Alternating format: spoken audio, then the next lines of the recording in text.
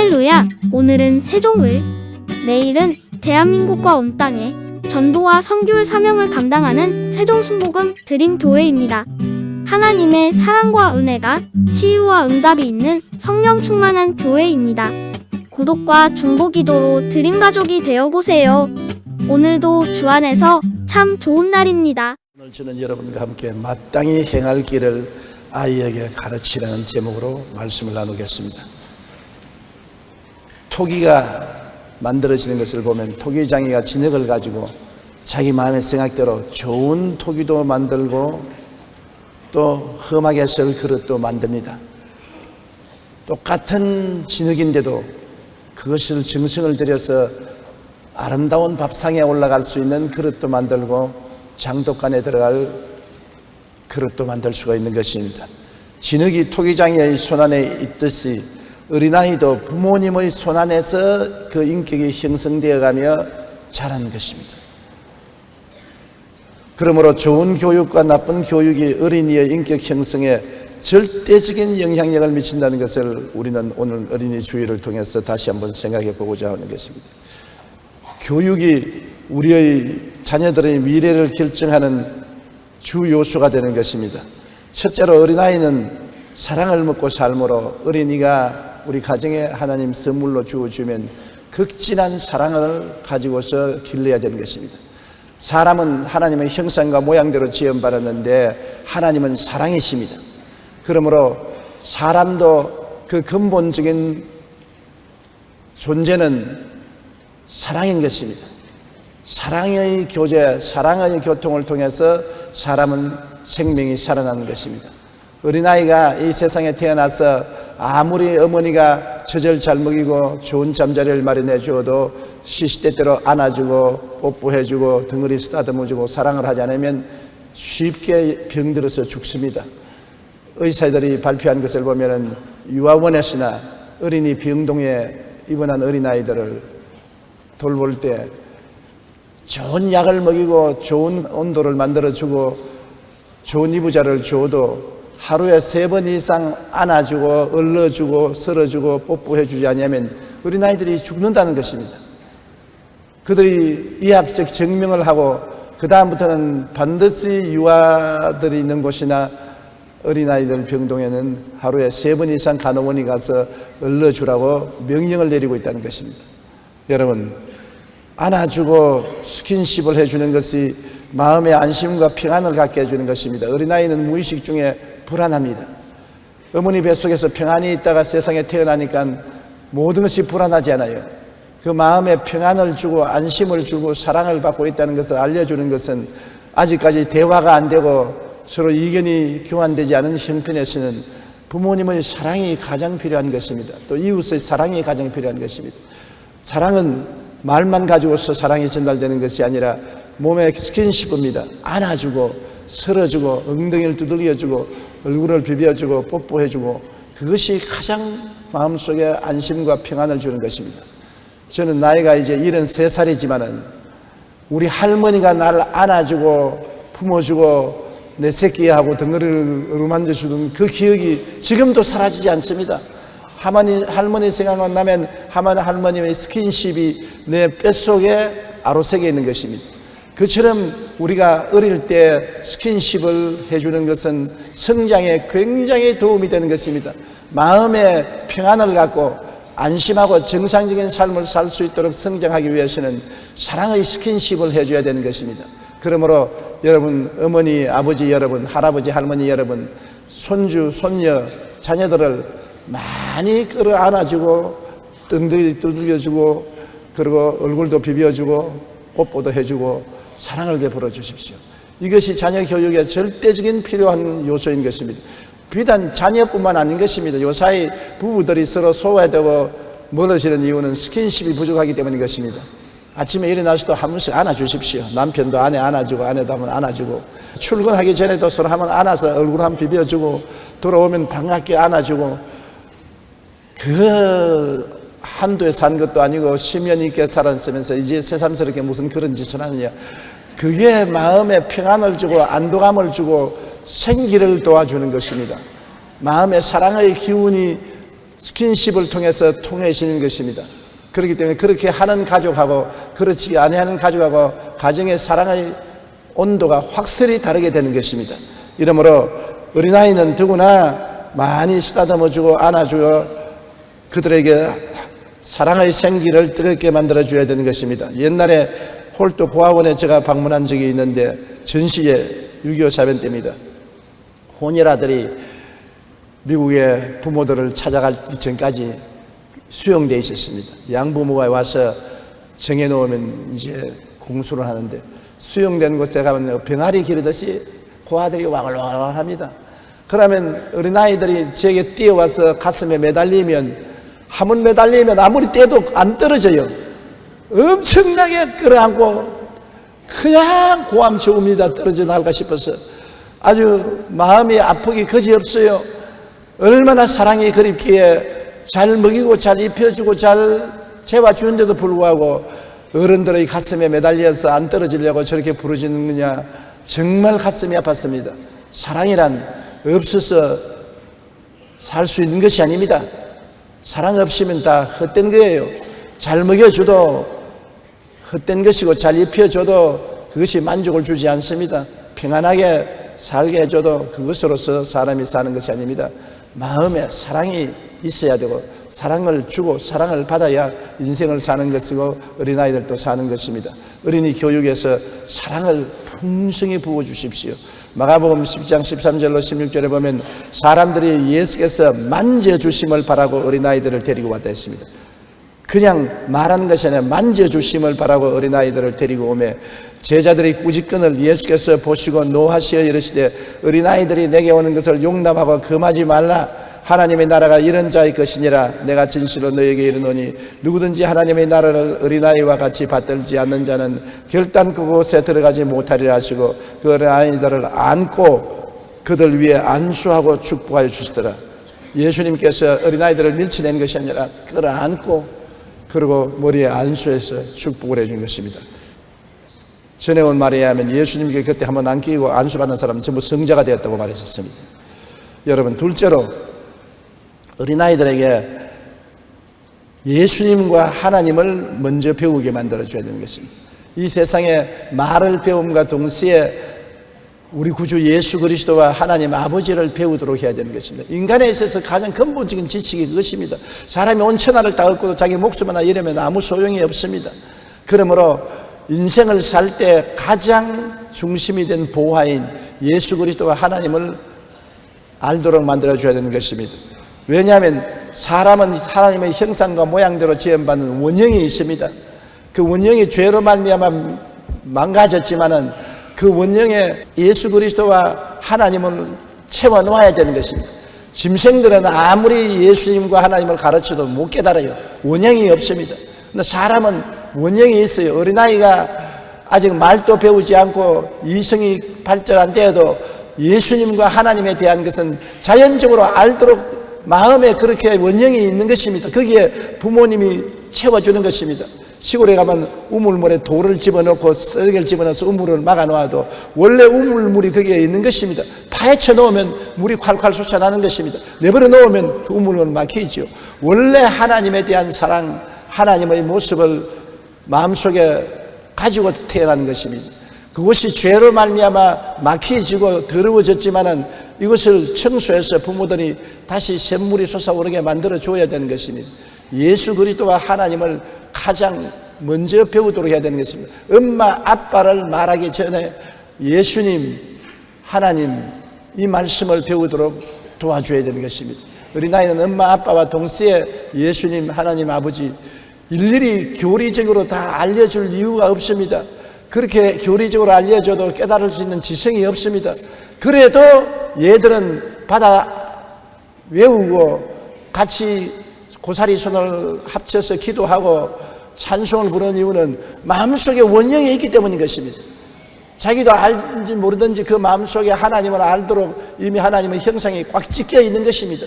그러면 자동적으로 그것을 살려주면 살아나는 것입니다. 전도서 3장 11절에 보면 하나님이 모든 것을 지으시되 때를 따라 아름답게 하셨고 사람에게는 영혼을 사모하는 마음을 주셨느니라. 이미 마음속에 영원한 하나님인 것입니다. 하나님을 사모하는 마음을 마음속에 주신 것입니다. 세계적으로 유명한 오페라 가수인 할버턴이 어느 날 어린 아들과 친구들이 이야기하는 것을 듣고 마음의 감동을 느꼈습니다. 한 소년이 그 아들과 이야기하는데, 야, 우리 아버지는 이곳 시장님의 굉장히 가까운 친구요, 시장님하고 사랑스러운 대화도 하고 늘 만난단다. 그러니까 이 오페라 가수인 할버턴 씨의 아들이 어깨를 섰습니다. 야, 그건 말도 하지 마라. 우리 아버지는 천지와 만물을 주신 하나님과 친구요. 우리 아버지는 매일 우리와 같이 하나님과 이야기하고 하나님과 가까이 지낸단다.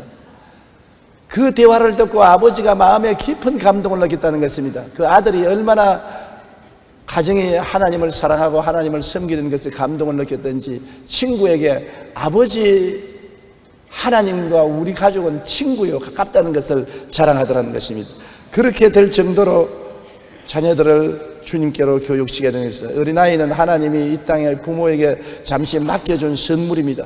어린이는 부모의 소유물이 아닙니다. 하나님의 자녀입니다. 그러므로 어릴 때 하나님의 자녀를 하나님께 돌려주어야지 왜 하나님의 자녀를 내 소유물로 빼앗아서는 되지 않은 것입니다. 그렇기 때문에 반드시 가정예배 같이 드리고 주일예배 출석시켜야만 하는 것입니다. 어린아이가 귀찮아 하더라도 잠자는 애를 깨워서라도 가정예배를 드리게 하고 밥 먹여서 주일날 손잡고 주일예배 참석하도록 해야 되는 것입니다. 좋은 습관은 어릴 때부터 들여야 되지요. 습관이라는 것은 한 번만에 습관이 되는 것이 아니고 자주 반복해야 습관이 되는 것입니다. 심리학자들 말하기를 한 가지 습관에서 다른 습관으로 바꾸기 위해서는 21번을 반복을 해야 되는 것입니다. 내가 먼저 오른쪽 발을 가지고 신을 신고 그 다음 왼쪽 발을 신는 것을, 그 다음에 습관을 왼쪽 발부터 먼저 신는 습관을 들이려면 20하루 동안 관심을 가지고 마음에 애를 써서 왼쪽 발부터 신을 신어야 그것이 습관이 된다는 것입니다. 여러분, 말도 한 가지인 것입니다. 요사이 영어열이 대단한데 하루아침에 영어가 공부되는 것이 아닙니다. 언어는 습관입니다. 자꾸 말을 함으로 반복하죠. 처음부터 말을 잘하는 사람 보았습니까? 우리 애기들 말하는 거 보십시오. 처음에는 할아버지를 말 못하고 할비, 할머니를 말하고 할미라고 말합니다. 그러나 할비, 할아버지 습관으로 자꾸 고쳐나가는 것입니다. 그래서 영어도 여러분, 영어 마을 같은 데 들어가서 한 일주일 공부한다고 영어가 되는 건 아닙니다. 집에서 계속해서 이야기하고 대화하면 습관이 되어서 자동적으로 입이 열리는 것입니다. 아유, 머리가 좋아야 외국어를 잘하지. 여러분, 바보도 말은 참 잘한다고요. 바보도 말은 잘한다고. 왜? 습관인잖아요. 언어라는 것은 습관이지 머리가 좋아서 하는 것이 아닌 것입니다. 자꾸 말을 해야 돼요. 저도 외국어를 40년 가까이 했습니다만 지금도 매일같이 영어 신문을 읽고 있는 것은 하루라도 습관을 등한히 하면 까먹어버립니다. 그냥 아무라고 까먹어버리고 말아요. 자꾸 계속해서 습관을 배속해야 그것이 몸에 배어서 나오게 되는 것입니다. 가정예배를 드리고 주일예배 드리는 것을 습관화되게 만들어야 되는 것입니다. 자연적으로 아침에 일어나면 가정예배 봐야 된다, 주일예배 봐야 된다, 안 보면 마음이 끼꿈해서 견딜 수가 없다, 그렇게 습관을 들여줘야 되는 것입니다. 신명기 6장 6절로 7절에 오늘 내가 네게 명하는 이 말씀을 너희 마음에 새기고 내 자녀에게 부지런히 가르치며 집에 앉았을 때든지 길을 갈 때든지 누워있을 때든지 일어날 때든지 이 말씀을 강론할 것이라. 주야로 하나님 말씀을 강론하는 것입니다. 다른 것은 잃어버려도 좋지요. 말씀을 잃어버리면 생명을 잃어버리기 때문에 주야로 길을 걸어갈 때나 앉을 때나 설 때나 잘 때나 누울 때나 하나님 말씀을 강론하는 것입니다. 그만큼 강조한 것이니 새벽기도, 아침 예배, 주일 예배 드리는 것은 당연한 이치인 것입니다. 3살 버릇이 80까지 간다는 우리 한국 속담되거니와 잠언서 22장 6절에 마땅히 행할 길을 아이에게 가르치라. 그리하면 늙어도 그것을 떠나지 아니하리라고 말씀한 것입니다. 미국 뉴멕시코주에 12살 된 흑인 소년이 어머니의 손을 잡고 흐느끼고 있었습니다. 어머니는 가쁜 숨을 내어 쉬면서 어린아이에게 말했습니다. 아버지도 일찍 돌아가시고 나도 너를 돌볼 수가 없어. 이제 내가 죽으면 너를 할머니의 손에 맡겨서 키울 수밖에 없다. 그러나 내가 꼭 한 가지 말하고 싶은 것이 있다. 이 세상에 다른 건 다 잊어버려도 예수님을 믿는 것하고 예수님 안에 소망을 가지고 예수님의 사랑을 가슴 속에서 잊어버리지 말라. 이것이 내가 너에게 남겨준 유산이다. 믿음, 소망, 사랑, 이 세 가지는 주님을 통해서 항상 마음속에 간직해라. 그리고 어머니가 세상을 떴습니다. 이 소녀는 자라면서 고생을 많이 했습니다. 왜냐하면 흑인으로서 인종장애를 당하고 소아마비장애까지 있어가지고서 인종차별과 가난과 병마로 인해 괴로운 나날이 계속되었었습니다. 그러나 그는 늘 어머니의 유언을 생각했습니다. 주 안에서 믿음, 소망, 사랑을 잃지 말라는 유언을 생각하고 열심으로 주님을 섬기고 모든 장애를 극복하고 나간 결과에 1950년 그는 흑인으로서 최초로 노벨 평화상을 수상했습니다. 이 사람이 바로 미국의 정치학자 랠프 번치 박사인 것입니다. 어릴 때 어머니께 물려받은 신앙의 유산은 절망에 처한 소년에게 힘이 되었고 꿈과 소망을 잃지 않게 된 것입니다. 어린아이 때 마음이 부드러울 때 어머니가 삶의 보화를 가르쳐 준 것입니다. 그러니 그 보배를 어린아이 때부터 품고서 살은 결과에 그는 위대한 인물이 될 수가 있는 것입니다. 인간의 마음에는 하나님을 찾는 이 원령이 있습니다. 부모는 그 신앙의 원령을 깨우쳐 주어야 하는 것입니다. 어릴 때부터 함께 가정예배 드리고 주일 성수하며 신앙을 가르칠 때 그것이 그의 인생을 기르는 씨앗이 되는 것입니다. 셋째로, 여러분 자녀를 키울 때 성격이 좋은 자녀로 길러줘야 그가 인생을 편안하게 살 수 있는 것입니다. 성격을 고약하게 길러놓아서 결혼해서 부부하고 늘 싸우고 이웃하고 늘 투쟁하고 인생을 상처투성이로 사는 그런 사람이 많습니다. 아주 성격이 고약해요. 같이 할 수가 없는 사람이 있어요. 저도 70평생을 살아오면서 많은 친구를 사귀었는데 아주 사귀어도 마음이 편안하고 부드럽고 즐거운 친구가 있는가 하면 어떤 친구는 성질이 고약하고 비뚤어지고 꾀꾀 틀려서 만나기만 하면 상처를 입고 고통을 주는 사람이 있는 것입니다. 그런 사람하고는 인생을 행복하게 살 수가 없는 것입니다. 인생의 성격은 1살에서 6살에 인격의 기초가 이루어진다고 말합니다. 부모로부터 깊은 인상을 받을 때가 바로 1살에서 6살까지인 것입니다. 그때는 백지와 같습니다. 백지에 여러분 물방울을 떨어뜨리면 그대로 물방울이 번져나가지 않는 것입니까? 백지에 잉크로서 그림을 그리면 그림이 있는 대로 그려지죠. 이미 그려놓은 그림책 위에 그림을 그리면 그림이 되지 않는 것입니다. 어린아이는 백지와 같습니다. 1살부터 6살까지 인격이 형성되는 기초에 부모하고 제일 가까이 있습니다. 그러므로 부모의 영향력이 엄청나게 큰 것입니다. 디모데전서 4장 12절로 13절에 오직 말과 행실과 사랑과 믿음과 정절에 있어서 믿는 자들에게 본이 되어 내가 이럴 때까지 읽는 것과 구원하는 것과 가르치는 것에 전념하라고 말하는 것처럼 본이 되어야 되는 것입니다. 어린아이는 누구를 본으로서 않습니까? 부모를 본으로서 않습니다. 저는 요사이도 웃을 때 우리 아버지처럼 웃습니다. 그림 그릴 때 우리 아버지처럼 그림 그리겠습니다. 면도를 할 때도 우리 아버지처럼 면도합니다. 싫어요. 자꾸 내 모든 생활에 아버지가 접쳐나오고 나는 사라지니까 싫지만은 어린아이 때부터 나는 아버지를 본으로 삼았었습니다. 아버지가 이렇게 걸으시더라, 이렇게 웃으시더라, 이렇게 면도를 하시더라, 아버지가 식사를 이렇게 하시더라. 그것도 닮아가지고서 늘 아버지 하는 대로 따라해요. 우리 아버님이 식사하실 때 늘 비벼 자주 썼습니다. 나도 늘 비벼 먹어요, 조사에. 나도 모르는 사이에 그렇게 먹는 것이 좋아지셨습니다. 본이 되어서 몸에 딱 배운 것입니다. 그러므로 부모에게 배운다는 것이 얼마나 중요한지 모릅니다. 바로 0살부터 6살까지 어린 나이에 악하고 흉악하고 고약한 부모 밑에 살면 그렇게 되는 것입니다. 아버지와 어머니의 영향력이라는 것이 자녀들에게 지을 수 없는 결과를 나타내는 것입니다. 많은 심리학자들이 입을 모아 하는 얘기가 있습니다. 사람의 인생을 결정하는 가장 귀한 시기가 태어나서부터 6살이라는 것입니다. 심리학자 홀디 마이어 박사는 그의 책에서 이렇게 말했습니다. 성인들 행동 양상의 태도의 85% 이상이 1살에서 6살 사이에 심어진다는 것입니다. 1살에서 6살까지 기간에 이미 그가 성인이 되어 어떤 태도를 가지고 어떻게 인생을 살 것인가 거의 대부분이 결정된다는 것입니다. 잠언서 22장 6절에 마땅히 행할 길을 아이에게 가르치라. 그리하면 늙어도 그것을 떠나지 아니하리라고 말씀하셨습니다. 어린아이를 잘 키우는 것은 그 아이의 일평생 인격을 형성하는 데 대해 굉장히 중요한 시기에 잘 돌봐줘야 되는 것입니다. 어머니가 어떻게 자녀를 잘 키울 수 있을까 하여 현명한 인에게 조언을 받으러 가겠다고 연락을 했습니다. 그분이 날짜를 정해서 오라고 해서 가니까 그 어머니를 정원으로 데려가더니만 정원에 나무를 여러 그루 심어놓고 그 나무를 뽑으라 그럽니다. 제일 처음에 보니까 이제 막 심은 야들야들한 나무는 것입니다. 어머니가 쉽게 뽑았어요. 두 번째는 심은 지가 좀 날짜가 지난 것인데 뿌리가 좀 내렸으나 그것도 쉽게 뽑았습니다.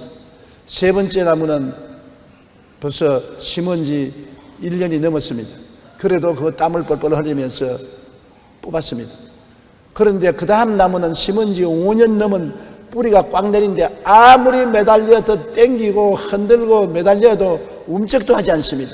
그래서 땀을 흘리면서 선생님 이거는 못 뽑겠는데요. 그러니까 자녀 교육이 바로 이런 것입니다. 어릴 때 야들야들할 때는 쉽게 성격이 변화되는 것입니다. 좀 세월이 지나도 쉽게 돌볼 수 있지만 이미 5년, 10년 습관이 깊이 뿌리 내린 성격은 결코 뽑히지 않습니다. 거기에서 큰 교훈을 배웠다는 이야기를 읽어본 것입니다. 세월이 습관을 만들어주는 것입니다. 어린 아이 때가 가장 인격을 형성할 수 있는 좋은 때이고 벌써 초등학교에 들어가면 힘듭니다. 고등학교, 대학 들어가서 부모 말 잘 듣는 사람 봤습니까? 고등학교, 대학 들어가면 벌써 말 안 들어요. 초등학교 때는 부모가 여름에 우리 제주도로 가자 하면 두 말 하지 않고 따라가는 것입니다. 중학교 가면 벌써 그중에 많은 사람이 내 친구하고 놀러 가려고 그랬는데 고등학교도 아직 말도 내놓지 못합니다. 대학은 우리는 없는 말을 하지 마십시오. 자기는 자기대로 가지. 그러므로 우리 부모를 따를 때가 초등학교 때인 것입니다. 초등학교 때 신앙을 심어주라는 것입니다. 그러면 일평생에 그 신앙의 습관이 내려놓으면 아무리 세상에 나가서 세상 유혹이 흔들어도 뽑히지 않는 것입니다. 5년 이상 10년 동안 신앙의 뿌리가 깊어져 가지고서 습관이 뿌리가 깊어져 가지고서 세상에 아무리 와서 내가 흔들어도 뽑혀지지가 않는 것입니다. 그렇기 때문에 부모가 자녀에게 물려줄 수 있는 최고 유산은 건강한 심성과 좋은 습관입니다. 3살 버릇이 8까지 간다는 마음과 같이 하나님과 예수님을 배우게 하여 어린아이의 삶에 뿌리 내리게 하는 것이 부모가 자식을 기르는데 가장 중요한 것입니다. 왜냐하면 지위 명예 권세 다 얻어도 영원히 지옥 가면 무슨 소용이 있는 것입니까? 오직 영원히 사는 길은 예수 믿고 아버지 섬기는 길밖에는 영원히 사는 길이 없습니다. 그리고 인생을 만사 형통하게 사는 것도 성경을 읽고 성경대로 사는 것입니다. 여호수아에게 하나님 말씀하기를 내가 주는 이 성경 말씀을 주야로 묵상하고 그대로 하면 네가 가는 곳마다 형통하리라고 말한 것입니다. 그때는 모세 오경밖에 없었습니다. 지금은 우리가 66권이나 가지고 있습니다. 이 성경이 만사 형통과 번영의 근원이 되는 것입니다. 다른 게 줄 것 없어요. 예수 믿고 하나님 섬기고 성경을 유산으로 주면은 성경 가운데 모든 것이 다 있는 것입니다. 성경을 찾아서 인생을 살면 그것이 바로 금을 캐는 광맥이요 바로 그곳에서 다이아몬드를 캐는 광산이 되는 것입니다. 그러므로 우리 자녀들을 올바른 가치관을 심어주어서 성경을 중심으로 살게 만들어주는 것입니다. 폭력으로 아이를 고치려고 하지 마십시오. 아이들의 성격을 비뚤어지게 하는 것은 부모가 어린아이 성격 고친다고 무조건 하고 뺨때기를 후려 때리고 그냥 몽둥이로 패고 자녀 학대를 하는 사람인데, 그렇게 하면 자녀들은 부모에 대한 원한과 함께 사회에 대한 복수심으로 마음이 꽉 떨어지는 것입니다. 적개심으로 마음이 삐뚤어지고 마는 것입니다. 뭘 잘못하더라도 이해하고 동정하고 그 다음에는 징계해야 되는 것입니다. 제가 신학교 다닐 때 선교사님 집에 동종 들러들었는데 존 스테스 목사님 집에 딸만 셋을 길렀는데 그 딸들이 참 잘 자랐어요. 그런데 내가 가만히 어떻게 하는 거 보니까 딸이 잘못했을 때 아버지가 불러서 딸을 무릎에 앉혀놓고 설명을 해요. 너 이렇게 이런 것을 잘못했다. 너 잘못한 건 인정하지. 어린아이가 인정을 하니까 잘못하면 내가 어떻게 한다고 그랬지? 때린다 그랬습니다. 그러면 너가 오늘 네가 잘못했으니까 몇을 몇 차를 맞아라. 그래서 종아리 걷어. 그러더니만 종아리를 때려요. 그런데 잘못했다고 인정하기 절대는 절대로 강제로 종아리를 때리지 않아요. 늘 설명을 해요. 무엇이 잘못된가를 어린아이에게 차근차근 설명해 놓고 난 다음에 설득을 시키고 어린아이가 왜 벌을 받는지 이해하도록 만들어 놓고 난 다음 벌을 주는 것을 보았었습니다. 그것이 저에게 굉장히 충격을 주었어서 제가 나중에 어린아이 키울 때도 그 선생님의 하는 방법을 실천했습니다. 무엇을 잘못했으면 애들은 무엇을 잘못했는지 모르잖아요. 충분히 변명할 기회를 주는 것입니다. 네가 이것을 잘못했는데 너 잘했다고 생각하느냐? 못했지. 잘못했으면 고쳐야 되겠지. 그러면 잘못했으면 매를 맞겠다고 했으니 맞아야 되겠지. 충분히 자기가 인정하고 난 다음 그럼 바지 거죠. 그러고 난 다음 사랑의 매를 때리는 것입니다. 때를 때리는 것이 좋아하는 리가 부모가 자식 때리는 거 누가 좋아하겠습니까? 그러나 자식의 장래를 위해서 그렇게 고쳐줘야 되는 것입니다. 에베소서 6장 4절에 또 아비들아 너희 자녀를 노엽게 하지 말고 오직 주의 교훈과 훈계로 양육하라. 이해식이고 동정하고 타이르고 징계해야지 무조건 하고 폭력으로서 후려 때리고 발로 밟고 차고 이렇게 하면은 어린아이 마음에 적개심을 가지고 삐뚤어지게 만들고 마는 것입니다. 그건 교육도 아니고 그거는 폭력인 것입니다. 넷째로 어린아이를 키울 때 나이가 어리지만은 한 인격적으로 취급을 해야 되는 것입니다. 대화의 상대로 삼아야 되는 것입니다. 부모들은 우리 한국 사회에서는 지금은 안 그런지 모르겠지만 우리 자랄 때는 어른들 이야기하는 데 가서 무슨 소리 하면 시끄럽다 저리 가라 어른들 이야기하는데 왜 애들이 야단이야.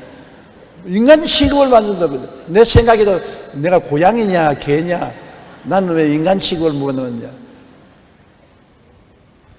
내가 나이 70이 넘었는데도 14살 5살 때 경험한 것이 가슴 속에 아직도 상처가 남아 있습니다. 한 번은 우리 학교에서 야구 시합을 했는데 우리가 이겼어요. 우리들에게는 큰 사건입니다. 야구장에서 뛰고 꿀리고 박수치고 춤추고 나에게는 하늘문이 열린 것 같은 그런 기분입니다. 너무 기분이 좋아서 집에 오자마자 아버지에게 보고하려고 하는데 아버지 이웃 손님들하고 이야기를 하고 계세요. 그걸 뛰어들어가서 아버지 오늘 우리 동네 중학교가 경남중학교하고 야구 시합에서 이겼습니다. 그러니까 딱 보시더니만 어른들 이야기하는데 와서 참여하는 게 아니야. 저리 가! 나는 그때 인생에 너무나 큰 충격을 느꼈습니다. 나는 인간도 아니구나. 빨리 어른이 돼야지 어린아이로서는 살 수가 없구나. 그때부터 어른 되기를 사모하는 것이 지금까지 어른 되기를 사모하고 있는 것입니다. 어린아이를 인격자로 대해주지 아니하고 대화의 상대로 생각하지 아니하면 그 어린아이에게 마음에 굉장히 깊은 충격을 받고 나중에는 어른하고 이야기하기를 원하지 않은 것입니다. 가장 중요한 것은 가정에서 어린아이도 인격자로서 인정을 받고 대화의 상대로 삼아 주어서 아버지하고 어머니하고 당당히 가정이 이래도 서로 자기 의견을 말하고 자기 소신을 말할 수 있게 만들어줘야 되는 것입니다. 어린아이는 어린아이 세계가 있지 않습니까? 고양이 기르는 것, 강아지 기르는 것, 꽃밭 가꾸는 것, 친구들 데리고 오는 것, 과자 먹는 것, 자기에 대한 의견이 있는데 무조건 하고 어린아이 의견은 무시하고 너는 부모 명령에 따르라. 무조건 하고 쥐어받고 부모 명령 안 하면 쥐어받고 부모 명령만 따르라고 하려면 그거는 인격적으로 취급을 하는 게 아니라 동물로서 취급하는 것입니다. 충분히 어린아이들하고 어린아이 레벨로 해서 대화를 하고 그들의 의견도 들어보고 부모의 의견도 말하고 이것이 좋다는 것을 설득시킬 수 있는 그러한 인내력으로 자식을 키워야 되는 것입니다. 자식은 그냥 내 던져놓으면 그냥 자라는 게 아닙니다. 들풀처럼 자라지 말고 잘 가꾸어서 자라게 만들어야 되는 것입니다. 마태복음 18장 10절을 잔잔히 귀 기울여 들어보세요. 삼가 이 작은 자 중에 하나도 없인 여기지 말라. 너희에게 말하느니 그들의 천사들이 하늘에 계신 내 아버지의 얼굴을 항상 배움나니라. 여러분 가정에 있는 어린아이를 여러분 업신여기지 말라는 것입니다. 왜냐하면 하늘의 아버지가 천사를 보내어서 매일같이 그 어린아이에 대한 보고를 하도록 한다는 것입니다. 하나님이 상대로 여기시는 것입니다. 하나님이 중요하게 여기시는데 여러분이 무엇이기에 무시해버리고 상대로 삼지 않는 것입니까? 우리가 굉장히 이 말씀을 깊이 있게 마음에 생각해 봐야 되는 것입니다. 아버지 하나님도 천사를 보내어서 어린아이의 일거수일투족을 보고받게 하는데 우리가 어린아이를 대화의 상대로 삼지 않고 물건 취급하면 안 되는 것입니다. 그리고 어린아이를 키울 때 과잉 보호하지 마십시오. 우리가 어릴 때 보니까 우리는 그 당시에는 자전거가 좀처럼 없어서 나무 자전거를 빌리면 그 빌린 시간에 빨리 타서 자전거를 배워야 되는데 그러니 자전거를 배우자니까 얼찍이 넘어지고 무릎이 깨어지고 고통을 당했었습니다. 요사이 자전거는 성능이 좋지만 그때는 어른 자전거 큰 것을 올라타려니까 발통이 잘 밟아지지만 않지요. 그런데 우리 친구 중에 부잣집 아들 하나는 다친다고 부모가 절대로 자전거에 손도 못 대게 했습니다. 우리는 얼마 있지 않아야 나무 자전거도 잘 타고 도둑 자전거도 훔쳐 타고 자전거를 잘 탔는데 걔는 학교 졸업할 때까지 자전거를 못 탔어요. 과잉 보호해가지고서 다치고 상심 입는다고 자전거를 못 타게 하니까 우리는 자전거를 타고 놀 때 그는 한 구석에 서서 팔짱 끼고 구경만 했습니다. 못 하니까요. 또 한 집은 축구를 못 하게 했습니다. 발에 차이고 넘어지고 다친다고 했어요. 그러나 들풀같이 자란 우리들은 그냥 축구를 하고 뛰고 밀치고 건강하게 놀았는데 부모가 축구를 못하게 해서 그는 늘 혼자 앉아 있었습니다. 과잉 보호하면은 잘 자랄 줄 알지만은 그 아이가 옳게 자라지 못하고 완전한 인격으로 성장하지 못하는 것입니다. 독립심을 길러주어야 돼요.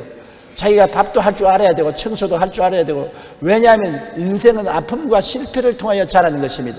반드시 학교에서 가르치는 교육만 통해서 자라는 것이 아니라 자기가 실제 해보고 실패를 통해서 배우는 것입니다. 실패가 굉장히 좋은 선생이 될 수 있는 것입니다.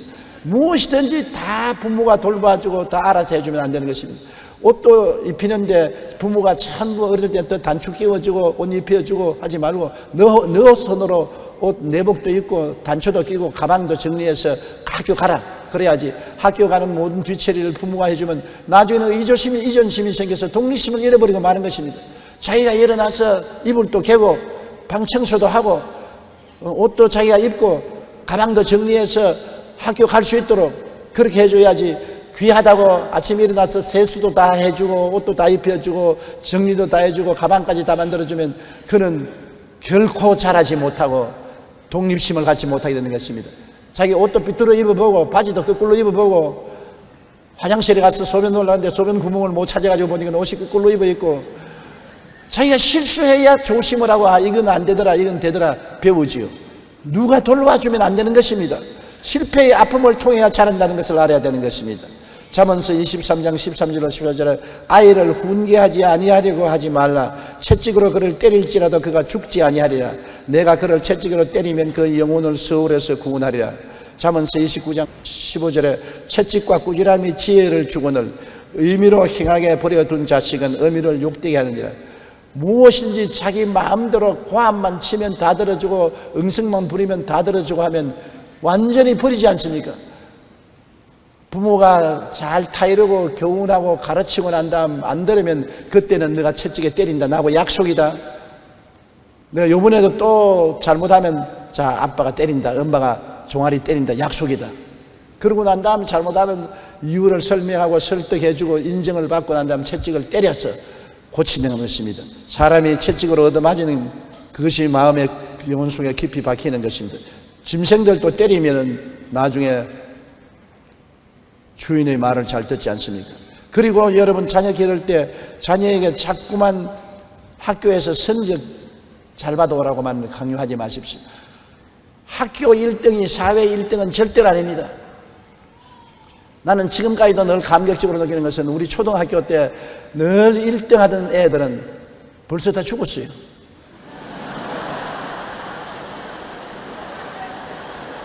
그런데 나하고 옆에 앉아있는 짝꿍인데 누구라고 말은 안 해요. 아직 살아있습니다. 늘 꼴찌를 해요. 시험 칠 때 내가 늘 보여주는데 보여주는 것도 못 뺏기는 겁니다. 그래도 졸업하고 난 다음 그는 제일 큰 사업가가 되었었습니다. 동창회에 가기만 하면 걔가 돈을 제일 많이 내요. 또 1등한 사람들도 나중에 졸업하고 난 다음 도움을 받으러 늘 걔에게 가요. 나는 걔를 볼 때마다 사회에 나가서 학교 1등이 사회 1등을 결코 하는 것이 아니구나. 꼴찌를 하더라도 자기 할 일을 잘하면 잘하는구나. 여러분, 여러분의 자녀의 마음속에 무엇이 장기가 있는가를 알아줘야 되는 것입니다. 특성이나 장기를 다 가지고 태어나요. 하나님이 각 사람에게 특성이나 장기를 주어서 태어나게 해요. 그 특성이나 장기를 키워줘야지 자꾸 며느리 밥을 보틀 장미가 되라고 잡아당기면 밥을 꽃도 안 되고 장미도 안 되고 죽어버리고 마는 것입니다. 요사이 부모들이 천편일률적으로 남이 피아노 치니까 너도 피아노 쳐라, 남이 태권도 하니까 너도 태권도 해라, 남이 영어 하니까 너도 영어 해라, 남이 춤추니까 너도 춤춰라. 그렇게 하면 안 되는 것입니다.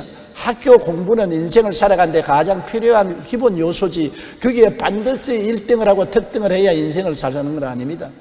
인생은 자기가 하나님이 주신 장기를 잘 살려야 되는 것입니다. 장기를 잘 살려서 거기에서 특출하게 잘하면 자기도 잘 되고 인생도 잘 되는 것입니다. 토마스 에디슨은 너무 어리석어 우둔한 아이라는 평을 받았습니다. 5살 때에는 오리알을 품어 부화시킨다고 쭈그리고 있어서 부모가 못 찾아서 애를 먹었습니다. 11살 때에는 학교에서 퇴학을 당했습니다.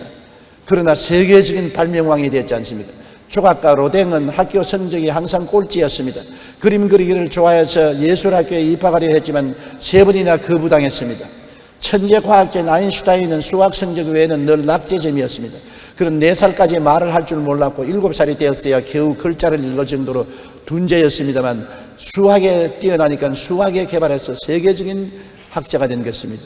러시아의 대문호 톨스토이는 대학에서 계속 낙제를 해서 교수들은 그에게 배우기를 포기한 젊은이라고 평가하기도 했습니다.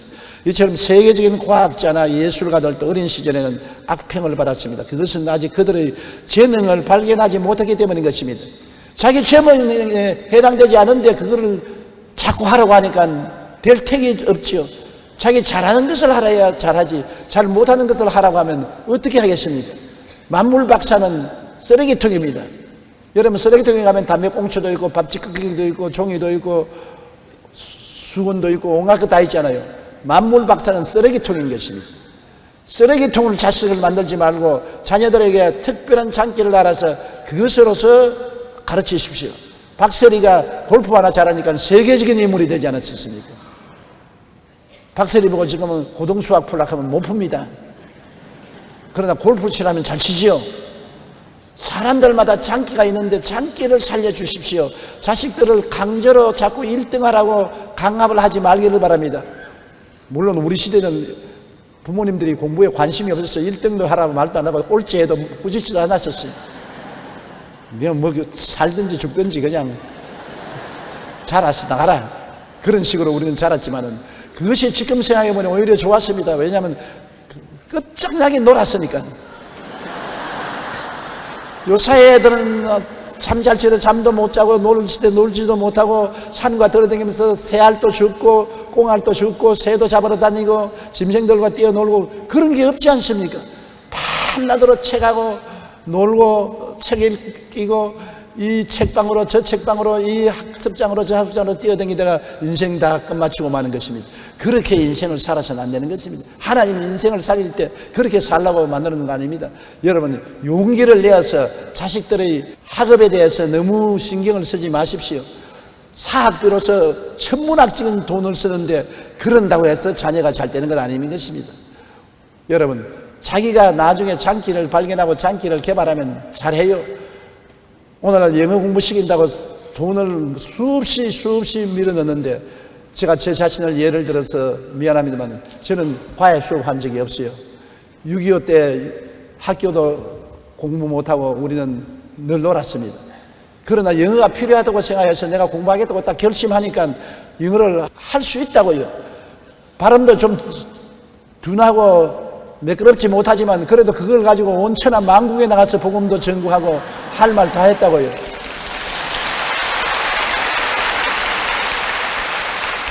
저는 과외도 못해서 아니라 정상적인 학교에서 영어 수업을 받은 것도 별로 기억나지 않습니다. 이래도 사는데 뭘 그렇게 야단 법석을 하고 눈물을 흘리고 애를 쓰고 기러기 엄마가 되고 기러기 아빠가 되어서 야단 법석합니까? 우리 어머니 아버지는 평생에 기러기 아빠 엄마 안 되고 94살까지 살았어도 우리 9 자식들 다 잘 자랐어요. 하나님이 주신 자식의 장기를 자세히 살펴보고 잘하거더랑 무엇이든 잘하는 것이겠습시오. 어제 텔레비 보니까 어린 낳을 때부터 자랄 때부터 뱀을 좋아하는 자식이 있어서 부모가 도와줬어요. 온 방 안에 뱀천지요. 뱀 가지고서 살았어요. 학교 공부도 안 하고 뱀만 모으고 뱀 가지고 살았는데 오늘은 세계적인 뱀 학자가 돼가지고서 뱀독을 뽑아가지고서 사람의 병을 고치는 일에 전념을 하는데 얼마나 유명해졌든지 한국 텔레비까지 다 나왔지 않습니까? 뱀 하나만 성공을 해도 한국 텔레비까지 나올 정도로 유명해졌습니다. 그런데 뭘 가지고서 만물 박사를 만들려고 합니까? 오늘 우리 자녀들의 학교 성적이 조금 나쁘다고 해서 대학 입시에 떨어졌다고 해서 그들의 인생이 실패한 것은 절대로 아닌 것입니다. 지혜로운 부모는 자녀의 소질을 발견하여 소질과 특성을 개발시키는 것이 부모가 해야 될 일이지 부모의 욕심과 꿈을 희생물로 삼지 마십시오.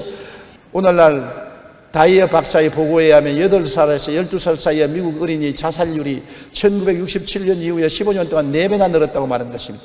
그 원인을 분석한 적 가장 큰 원인은 부모의 욕심과 목표에 도달할 수 없기 때문에 자녀가 미리 좌절하여 자살한다는 것입니다. 부모가 하도 강요하니까 부모의 욕심과 꿈에 다 도달할 수는 없고 힘은 없으니까 자기는 버림받았다고 생각하고 낙심하여 자살하고 만다는 것입니다.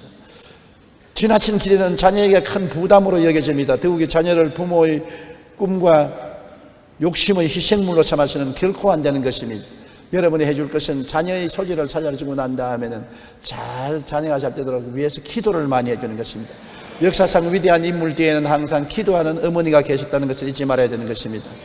에레미야가 2장 18절로 19절에 그들의 마음이 주를 향하여 부르짖기를 딸 시온의 성벽아 너는 밤낮으로 눈물을 강처럼 흘릴지어다 초저녁에 일어나 부르짖을지어다 내 마음을 주의 얼굴 앞에 물소듯 할지어다 각 길 어귀에 줄여 희진한 내 어린 자녀들의 생명을 위하여 주를 향하여 손을 들지어다 하였도다. 이와 같이 자녀들을 위해서 눈물을 흘리며 기도해 주는 것이 가장 선명한 그런 것입니다. 아브라함 링컨은 노동자 부모의 가난한 집에 태어나서 어릴 때부터 링컨에게 어머니가 신앙을 읽으면서 길러주었었습니다. 그러나 그 어머니가 세상을 떠자 계모가 들어왔는데 계모도 신앙이 좋아서 아브라함 링컨에게 신앙 교육을 시키고 성경을 읽게 한 것입니다. 아브라함 링컨의 전기를 적은 사람을 보면은 하나님은 링컨이 위대한 사람이 될 만한 조건을 하나도 주지 않았다. 그러나 링컨에게는 가난과 훌륭한 신앙의 어머니만 주셨다고 말하는 것입니다. 가난과 훌륭한 어머니만 주셨는데 그를 통해서 링컨은 미국 16대 대통령이 되고 세계적인 인물이 된 것입니다. 감리교 창실자인 존 웨슬레는 그의 어머니 수산나에게 글을 배울 때 성경 창세기부터 글을 배웠던 것입니다. 일반적으로 글을 가르치지 않고 성경 읽는 것으로부터 시작해서 어린아이에게 글을 가르쳤는데 그 자녀들이 세계를 움직이는 위대한 주님의 종이 된 것입니다. 어거스틴의 어머니는 어거스틴은 젊은 시절 방탕했으나 그 어머니 모니카의 끊임없는 기도를 통해서 그는 역사적인 성자가 된 것입니다. 무디는 이런 말을 했습니다. 내가 성취한 것 가운데 위대한 것이 있었다면 그건 모두 어머니의 기도 덕택이다. 하나님의 은혜이다. 역사상 위대한 인물 뒤에는 항상 기도하는 어머니가 계셨다는 것을 잊지 말아야 될 것입니다. 그러므로 어머니 여러분 자녀를 위해서 열심히 기도해 주십시오. 누가복음 23장 28절에 예수께서 돌이켜 그들을 향하여 이르시되 예루살렘의 딸들아 예수라는 딸들아 나를 위하여 울지 말고 너희와 너희 자녀를 위해서 울라. 십자가를 걸머지고 가면서도 나를 위해서 슬퍼하지 말고 자식들이 잘 되도록 위해서 기도하라고 예수님이 부탁하신 것입니다.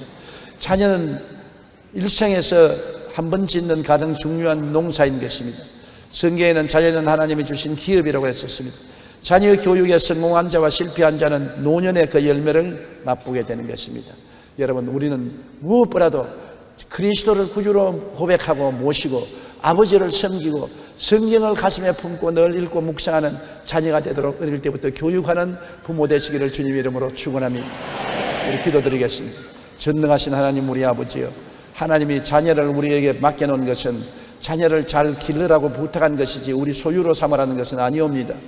자녀를 예수님을 믿고 하나님을 섬기며 하나님 말씀을 경외하고 사랑하는 자녀로 길러주면 그들이 어느 곳에 가든지 하나님의 은총으로 영혼이 잘되고 범사에 잘되며 강건하고 생명을 얻되 넘치게 얻게 살 수가 있게 되옵나이다.